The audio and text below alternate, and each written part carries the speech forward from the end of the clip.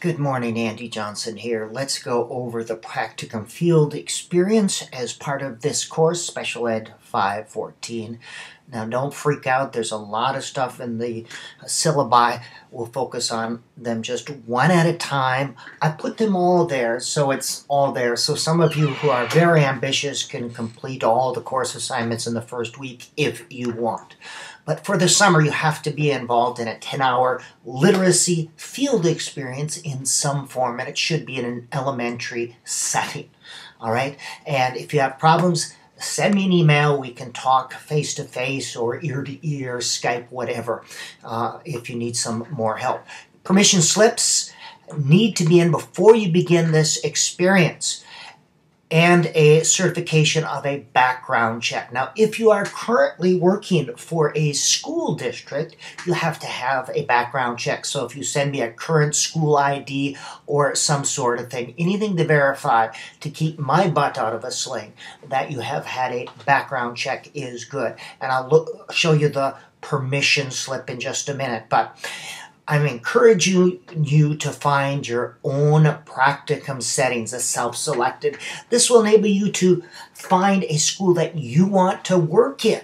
All right, if there's one that's near your house, that's more practical for you. Or if there's a school that maybe you want to have an in, this is a good way to establish those relationships. It's got to be in an elementary setting, kindergarten through 5th grade. So most likely this will be a summer school type of experience. All right, you need to have your permission slip in and a background certificate in before you start the experience.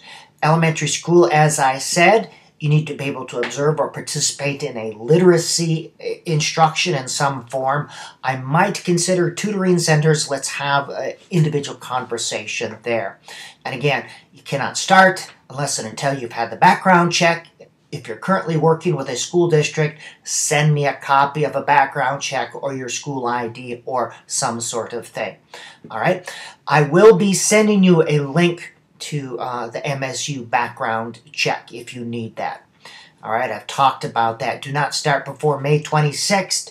That's when schools are out. And again, this shouldn't be the end of the school year sorts of thing. I want this to be a summer school sort of thing. You have until July 24th. So you have almost 2 months to get in your 10-hour requirement here. All right, now, this is the permission form that a teacher fills out. So give this to a teacher that you may want to work with. It explains things and they will simply sign this. Sometimes they'll have the principal sign, sometimes not. This is you, the teacher candidate, school, grade level, etc. So the teacher should sign that, and you can either send it to me or you can scan it and attach it to an email, whatever works for you. At the end of the experience, the teacher fills out this check form. And I know it's very general, and that's the way it's supposed to be. Essentially, it documents that you've had these 10 hours. These are College of Ed dispositions. Some of them are kind of lame, but they're part of it all, so you just have to do some of this stuff. All right, just a very general, and at the end, the classroom teacher checks these and signs it. Now, some prefer to give the teacher a stamped envelope with my address on, so the teacher can send it directly to me. That's fine. Sometimes you want the teacher to sign it, give it to you, and you scan it and send it to me. That's fine. Whatever is most comfortable for you. All right? So that is essentially it. So start thinking about, you need to find a school, an elementary school, in which you can have a 10-hour experience, a volunteer experience. You are to observe literacy learning. You may want to help. If the general ed or classroom teacher wants you to help in instruction, that would be fine as well. But the goal is to be able to make these course connections. All right, that's it. Any questions, send me an email.